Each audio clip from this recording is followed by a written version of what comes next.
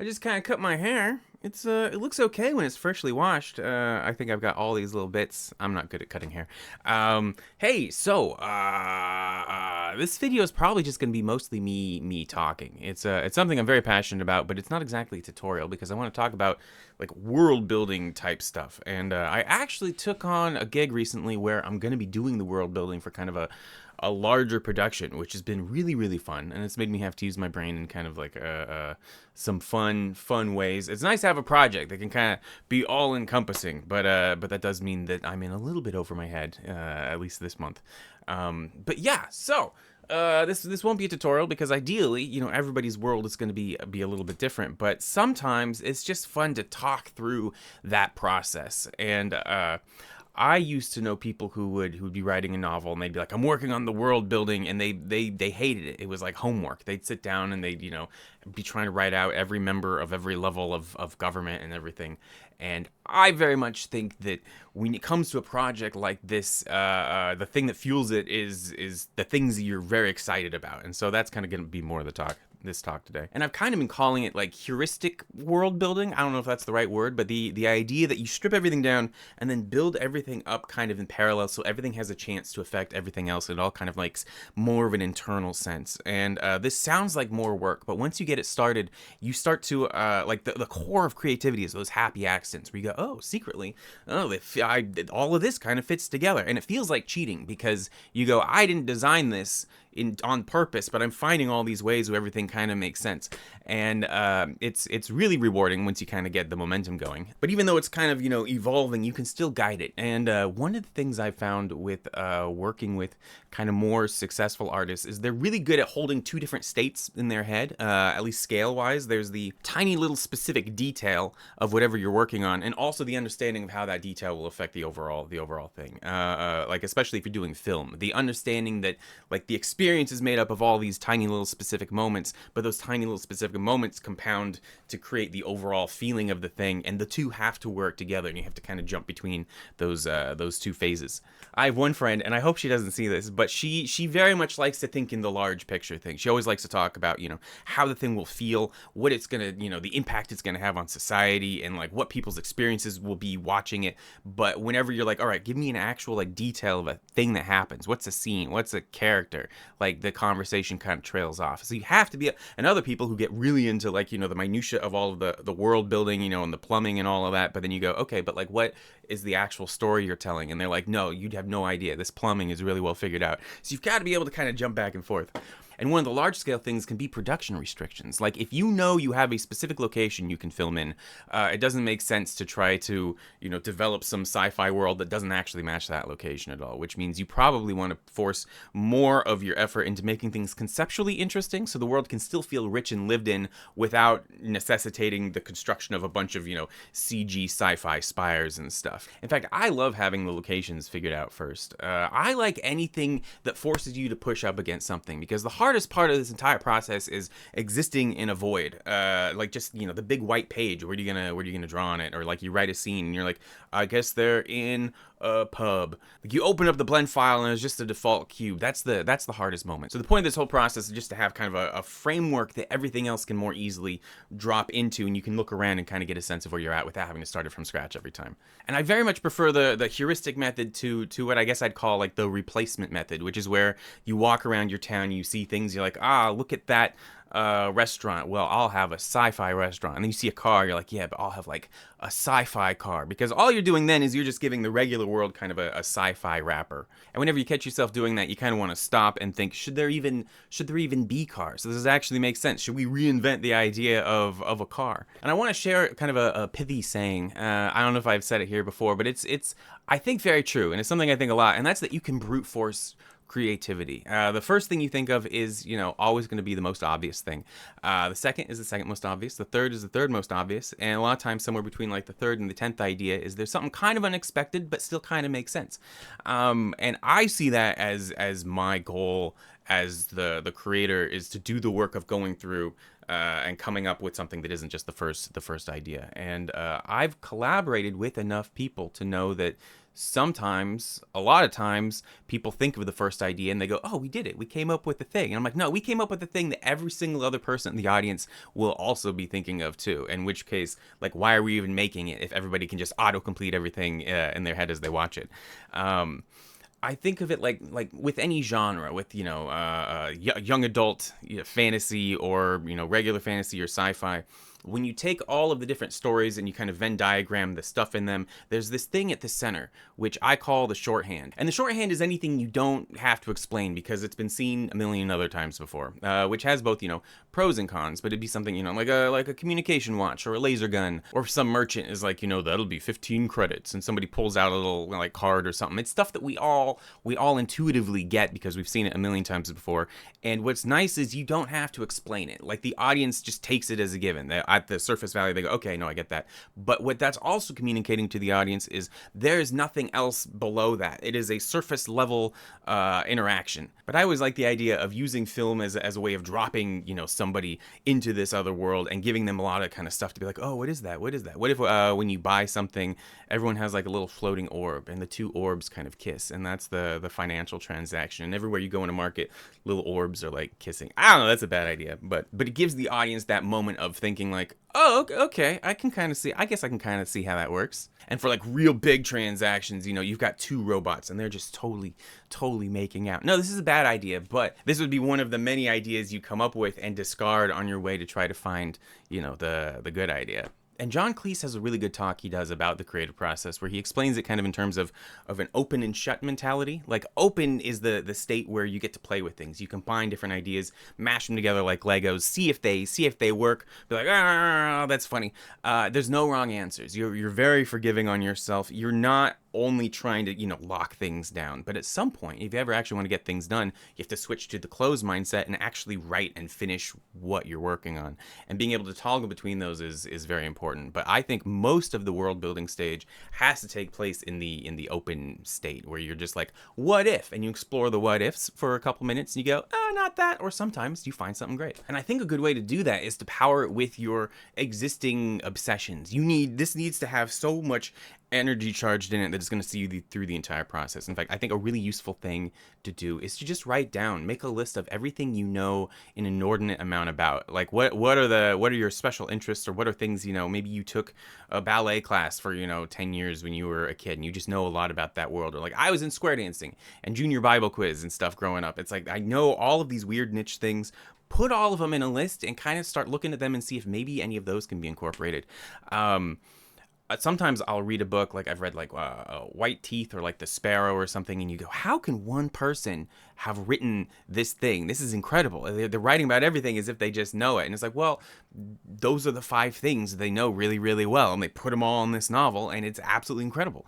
In fact, when you think about the greatest, fantasy or sci-fi kind of worlds out there, we're talking about the shorthand. A lot of them, what they're doing is they're bringing in one of their own personal obsessions, whether it's, World War I history, or, samurai films, or Tolkien wrote, like 20 different languages or whatever, and you bring in that new infusion, that new blood into your thing, and that's what gives it kind of your thumbprint. And in my experience, very little of it is wasted. Like, you might think, why did I just spend, an afternoon designing the waste disposal system? But when you're writing a later chapter and suddenly you need to figure out how somebody's going to get rid of a thing, you're going to be like, "Wait a second, I already know exactly how this entire system works," and like, people can use it with authority in the context of the story. I think also just don't be afraid to be weird. A challenge I really like is you pick something just very, very bizarre, and then you have to use all the rest of the world building to kind of normalize it and ground it. Like, okay, it's a city built on a boat or in a cave or on a train that circumnavigates the earth once a year, or something like that. In fact, I think the point of the process isn't as much to like design the world as much as it is to give yourself structure for when you're doing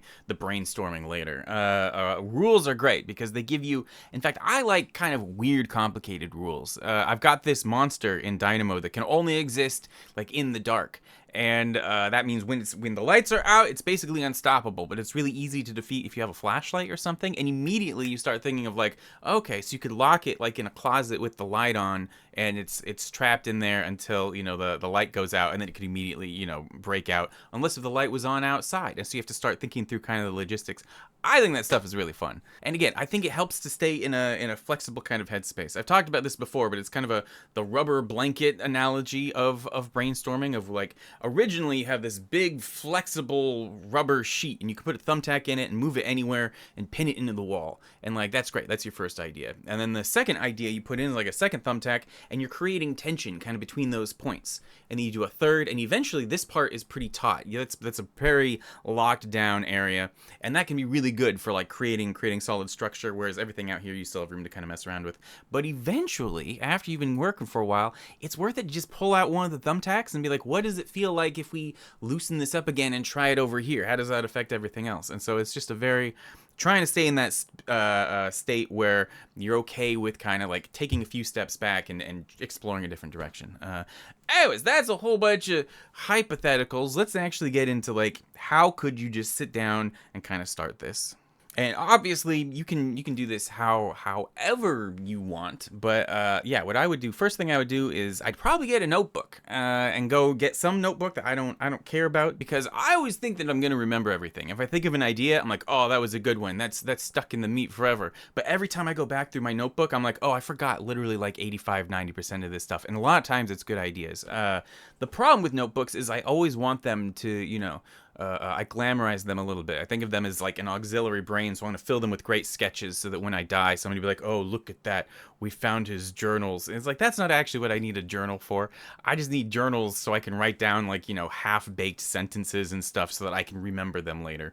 But after I got a notebook, the next thing I do is just try to figure out something really interesting about the town. What is something that makes you go, oh, I want to kind of know more, or something that can help you define all of the other kind of decisions. Like, imagine there's a monthly giant sandstorm that sweeps through. That means that like all of the architecture is going to be defined about protecting from this sandstorm. Maybe doors have certain things on them where there's closed with certain dust filtering stuff, or sweeping machines would be all that. Certain events, the calendar would be based around avoiding these sandstorms and forecasting abilities. You have that one thing, and then suddenly everything else can be tied into it in a little way, and it feels like it just kind of helps direct a lot of your work. Or maybe there's regular torrential rain, so you have to have all of this regular like big drainage pipes everywhere. And if you have all these big drainage pipes everywhere, maybe that comes into play kind of with the story somehow.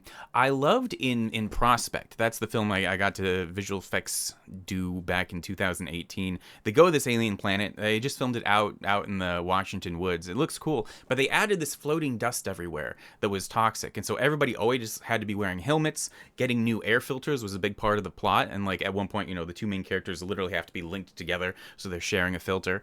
And it all comes from just this idea of like that thing to kind of push against. Maybe the ocean has extreme tides, and it's only like once a year where the boats can actually like get up the river enough to deliver all of the food, and so everything's kind of based off of conserving that. Or a lot of snow. Snows buries the town for like 5 months at a time, so they all have to they build these tunnels that connect every doorway, and you'd have all these kind of heat things on the inside. I think that's cozy. I would actually love to do that one. And you get in from the tunnel, which is nice and surreal, but kind of also again kind of fun and cozy, and you have to take off your coat and like do all the thing. That'd be cool. Or think, what do they have way too much of and they need to get rid of? Like what is their surplus? What is basically free if it comes in terms of like building materials or food or something like that? Maybe that's made the town rich. Or what do they not have enough of and they have to figure out how to get it somehow, or manufacture it or guard against it. Like if it's on the moon, every single decision has to also incorporate how do they get air? Every costume, the cars, it's a whole thing. And often all start in Blender. One of the great things to be able to push up against is like a landscape itself. And I don't even usually care too much what it is. I just need that starting point that'll help trigger kind of the brainstorming. And so it's really possible to find like 3D models of actual landscapes online and download those in the Blender. But I might just make a topographic map. And I'm just going to do it in a kind of topographic cross-section kind of deal. So this will be the base of it. And then I'll duplicate it bring it up, tab into edit mode, and I'm gonna make just the bottom layer right here. I think I want there to be kind of like a lake here on this side, and I'll just chop it out kind of like this. I have an overall kind of like idea in my head that I might have doodled, but here is just like planning it out. In fact, I want to give myself more space to work with, so I'm going to select both of these and pull out this side. Yeah, we'll just keep expanding. Gonna duplicate this again.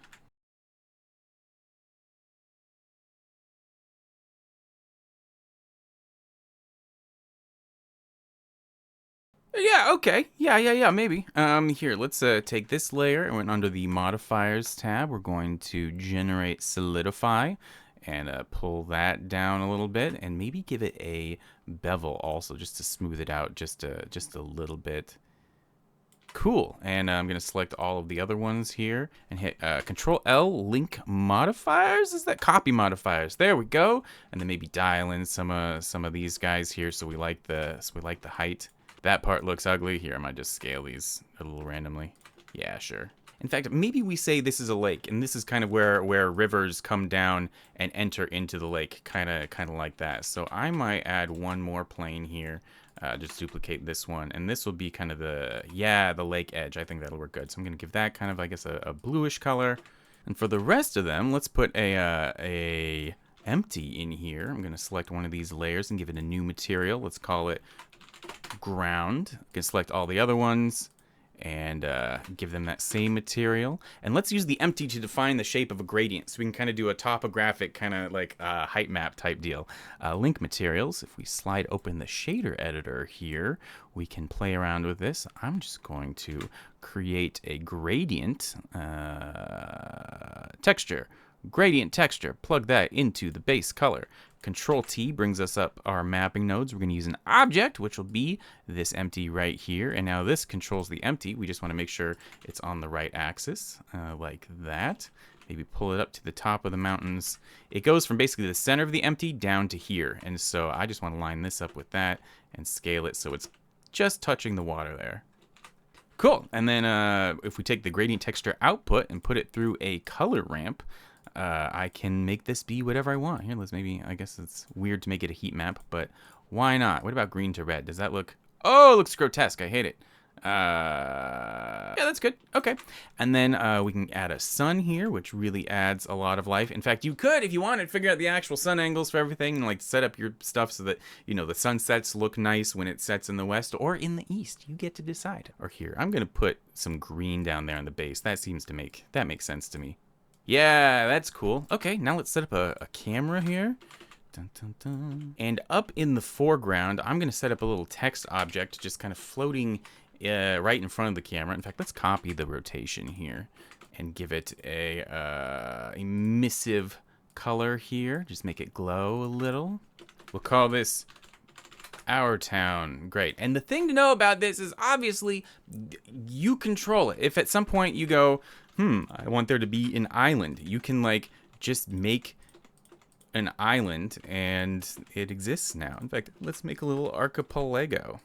And because we already have the modifiers kind of going on top of it, everything will just kind of work together. Maybe there's a really steep part on this island. You'll just copy this bit, pull it over.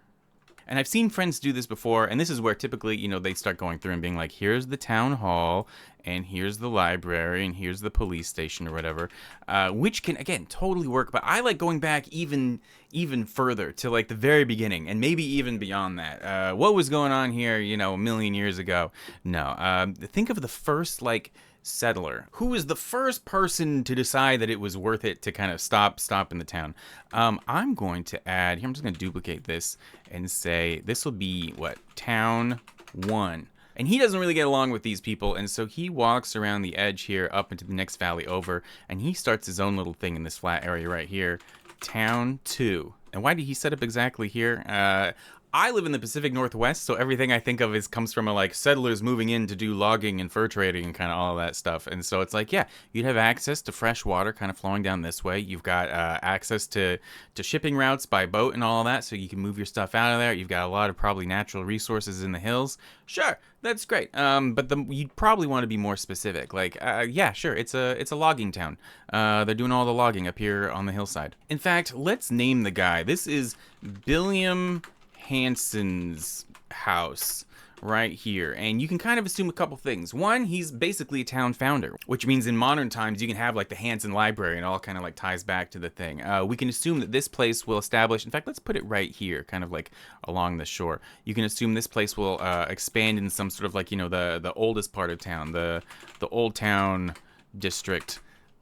And maybe first it's just him and his own family, but then a couple other people come over, you know, to help him out with the logging, build a couple more houses. Maybe they build like a little church up here on the hill. Maybe eventually they have enough people that they need like a town hall to kind of organize things, and they have their first mayor. Here, let's say town hall. It shouldn't be all around Billiam Hanson's house. Here, let's move that up there, and everything else can be kind of clustered around the shoreline, though. This will be kind of the main area. We'd probably have like a harbor here. And for the town hall, you've got, you know, like a mayor. You can name the mayor. You don't have to go through and, you know, name every single mayor or like the mayor's extended family and the entire genealogy of the whole history of the town, unless if you want to. In fact, there's sometimes I'm reading a book or I'm watching a show, and it's like these people were really into creating genealogies. It's all about that. But let's say here, we can even say right here, Mayor Timley Tanson. And eventually, maybe he gets the funding to create the first library. He puts it, across from the town hall, right on the water. And maybe it's named after him, you know, the Timley Tanson Library, or maybe he built the library because he has a secret, unrequited love for Billiam Hanson's granddaughter, and so he thought, I'll build her a library on the water with a little park right next to it, so she can, you know, read and walk in the park. Maybe he names it after her, which she thinks is creepy, so she moves back to Town 1. Yeah, so we'll call this the Saraboo Library. And at any point, too, you can go in and start adding in little cubes if you want to. This is where it gets a little weird, because once you start modeling buildings, you're implying a certain human scale. And like what I like to do is you have something like this, you can just keep up-resing it. You can just keep adding more and more until eventually this could actually be conceivably the environment you do renders in. Like if you figure out how to up-res this this whole landscape here and start modeling better and better buildings, there's no reason you couldn't just like start locations scouting in there, finding all of your angles, and by the end of it, you've literally just built all of your shots kind of in parallel. That would be very interesting. But in this case, I'm kind of just trying to do a quick kind of lazy map. For the harbor, let's create a few piers and things. Gonna put in the rest of these buildings too. And maybe at some point they go through and they kind of dig in a new canal from the river here, so they can get boats right into the center of town and kind of help with unloading and all of that. And like it's a big old project, and they kind of do something kind of like that. We can just boolean that into this with the bool tool. There we go. So this is where the Hanson family kind of is setting up shop up here, and that'll be kind of the old Hanson neighborhood, you know, 500 years later or whatever. Maybe the rest of the people moving over from Town 1, which we should name at some point. They don't want to move as far, and so their houses are kind of more splitting the difference. They still can walk into town, but they can still visit their old friends, which Billiam Hanson hates.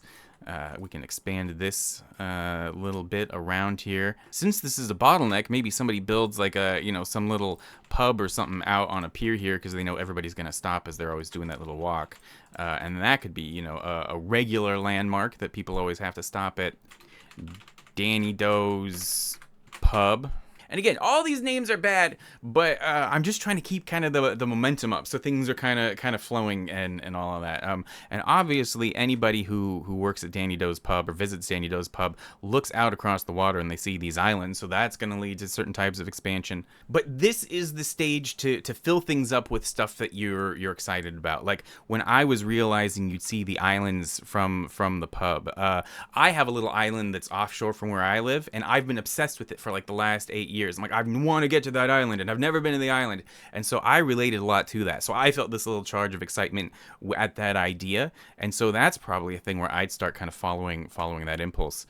There's a thing I keep finding, and I don't know if it's a good rule or a bad rule, but it's that if I'm not feeling particularly compelled to do a certain part of the process, a lot of times that means it's because it's not resonating with me creatively. Like, there used to be a lot of scenes I'd be like, oh, I guess I have to write this scene, and I'd kind of dread it, and eventually I'd write it, and it'd just be the unfun part. And now I just use that as a sign of like, oh, well, then that's a bad scene. Don't do that scene. Come up with a reason why you're excited to do the scene. And so trying to stay in that headspace is just very important. And I kind of like having this top-down view where it's like, maybe you do, if you just zoom in, you can have as much information as you want. His daughter is Blanita, and da, da, da, da, da. And you could even put, if we say M, new collection, notes, you can have a whole collection here in the outliner. You can just toggle off and on, turning on all these little notes. And this could actually be your big map of the entire scene for storing all of your ideas. Ooh, that's a fun thought. And it also frees you up to think about any scale of anything at any time. Like, you can always zoom out and look at the big picture, but you can also zoom in and say what like the menu is at a given restaurant. And again, you have that note there forever. And so if you're ever like, somebody goes to that restaurant, you're like, I know what they're getting. And at this point, we're at the stage where we go, and over time, kind of the town grows. But like, try to train yourself that whenever you're doing like just the obvious thing, to stop and kind of check in and be like, is there anything else we could do? Like, let's say maybe there's a glacial flood that sweeps down the canyon, wipes out the whole town, and they got to like start over. Except then we wouldn't have a town, so I don't like that one. But what if a glacial flood wipes out town 1, the town all these people were trying to escape, and then suddenly have all of these refugees kind of coming over, being like, hello, we need help. And they go, okay, well, we'll set you up some houses on the other side of this ridge right here. But this town doesn't have enough resources to help all these people, so they're all kind of, things are getting desperate. Maybe there's more crimes or certain darker professions or something, and this becomes kind of like the sketchier side of town. And suddenly Danito's pub is kind of the gateway between these two different halves of town. Maybe Danny Do's becomes like a neutral point, or like if there's gangs or something, that's where they'd like sign their gang agreements or something.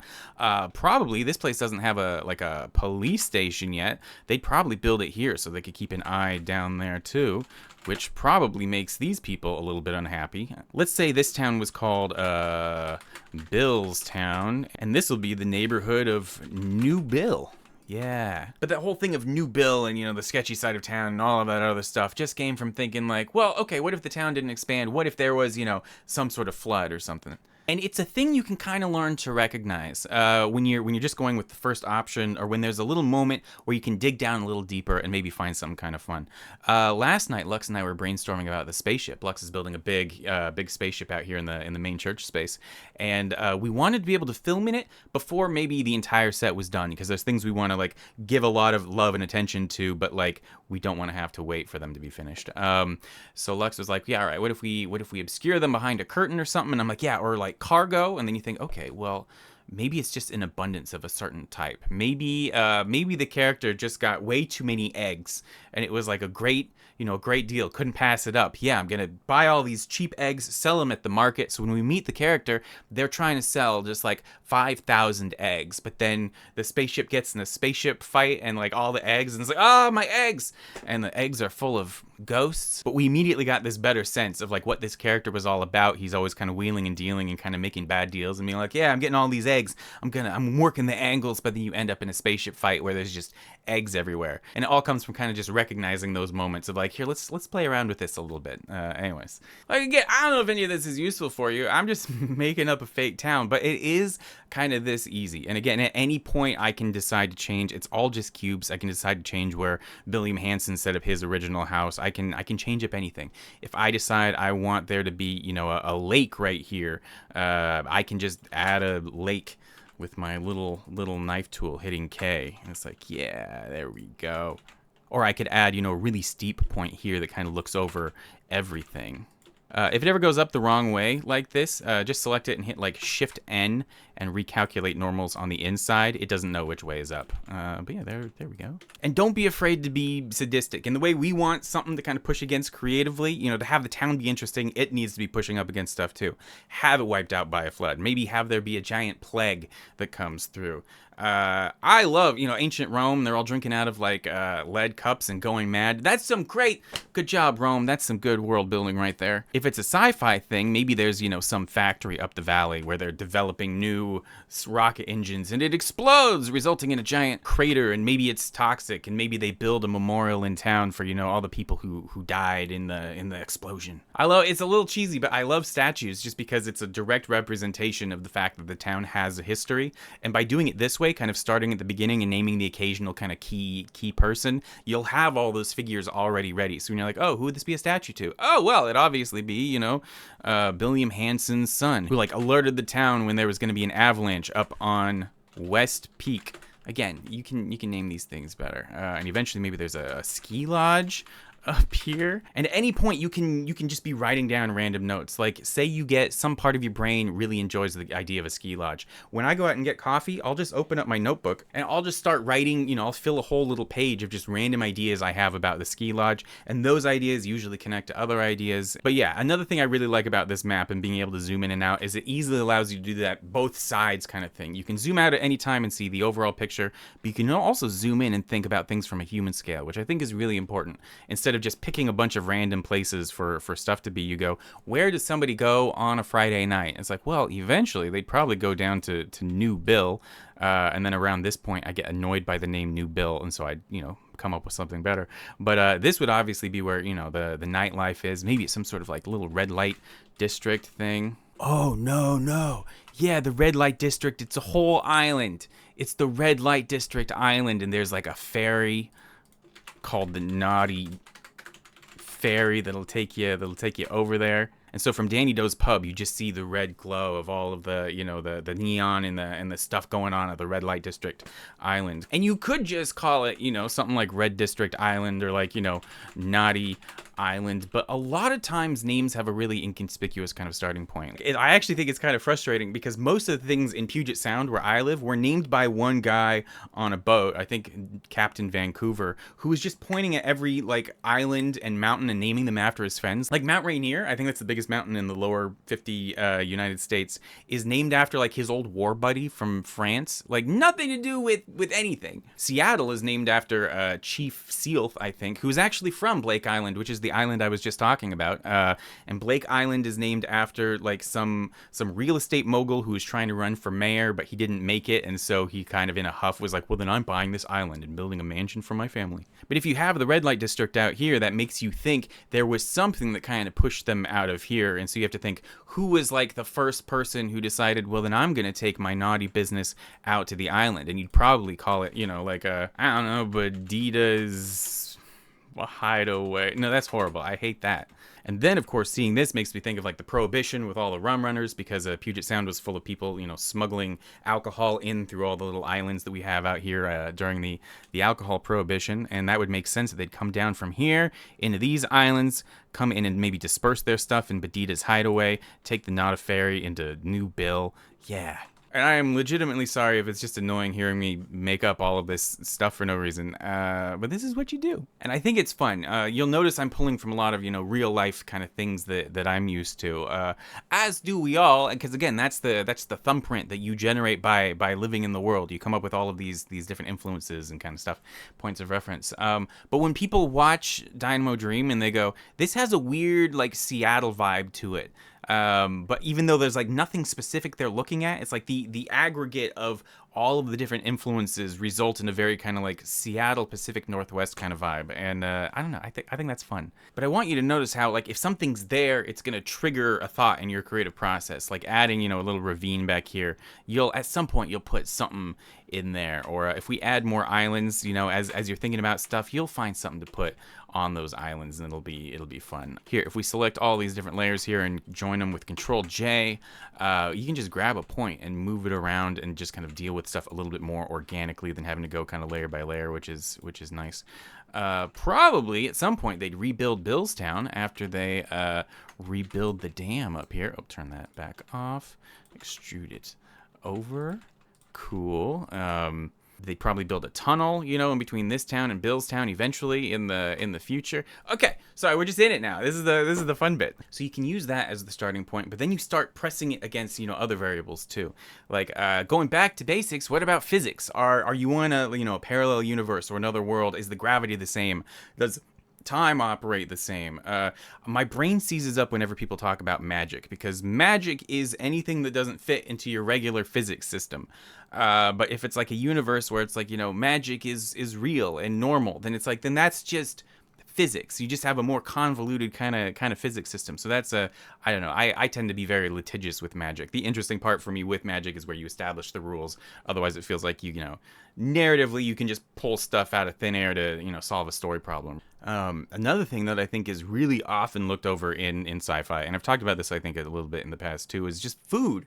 Because from a world building perspective, food comes out of the ground. So you need people who are harvesting the food and growing the food, and you have chefs who are working with the food, and it's like it's part of the culture, but it's also part of the history and a part of the ground itself. And then those people like feed the food to the to the higher ups, and you have this whole vertical cross section that's all very specific to exactly that location. So I don't think it's possible to do too much work thinking about food, especially like you eat food in groups of people all together. So any scene that you have, it's a good moment for interpersonal, people are all hanging out eating stuff, but if it can also be like tied back to the very location, that's good richness. I like that. So then we go back here and we go, oh, well, obviously this flat area that gets the sun is where we have the orchards, which means you probably have some little, farming community out here.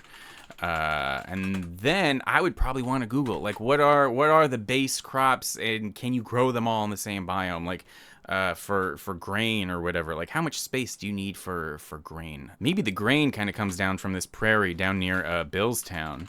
Yeah, and then you can figure out like irrigation. Say, they have to figure out some way of like piping the water up here, or maybe they bring it from the dam, and so you could like have a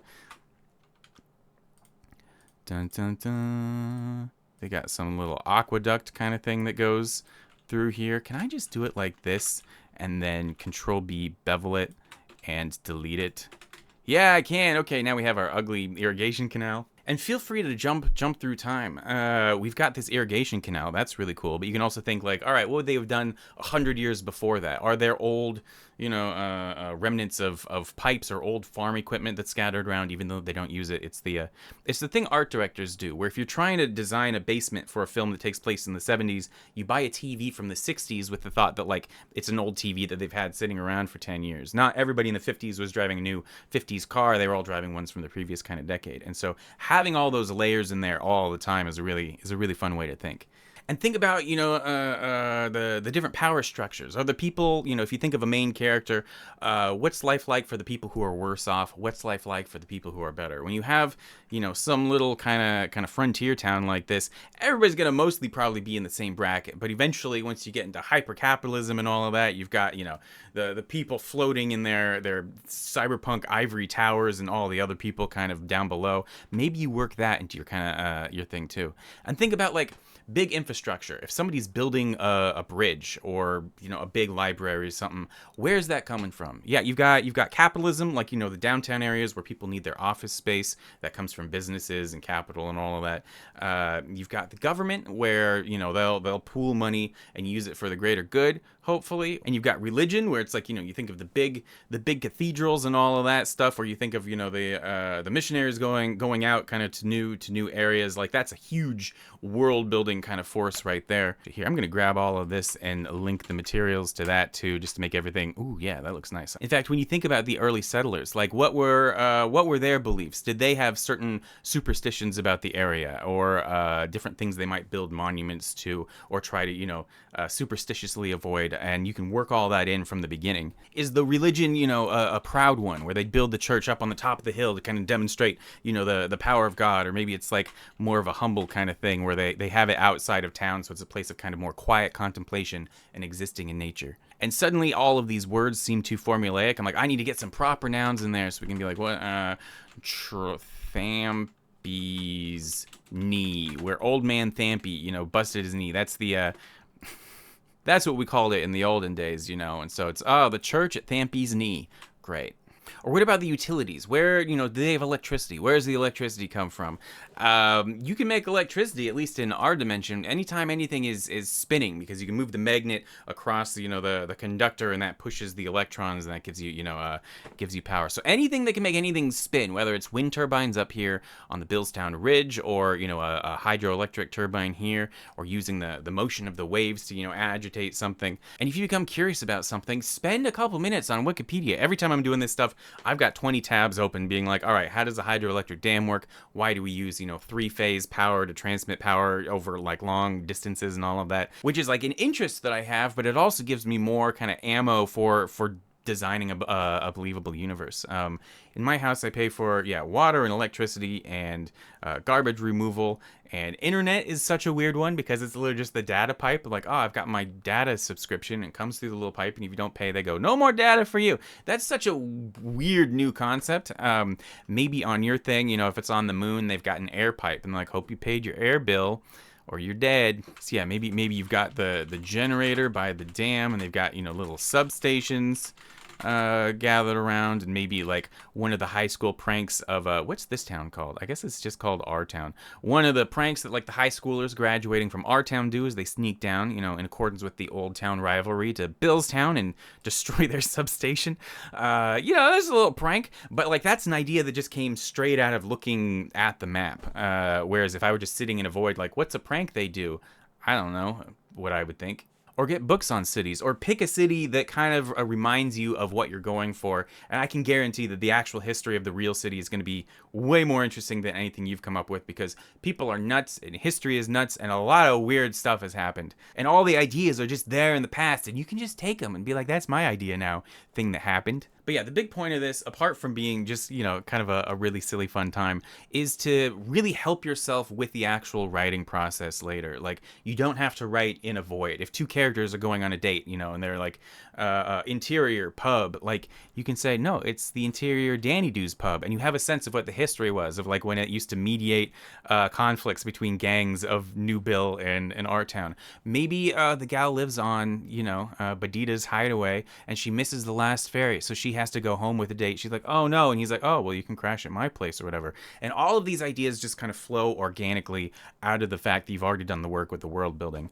Also, you can sell this as a cool poster when your 9-novel book series inevitably becomes, bigger than Star Trek. But yeah, okay. Again, my life is a little bit crazy right now. We'll see if what happens. I might have to talk more about it in the future, but hopefully there's some kind of fun in this. I sure had a fun time.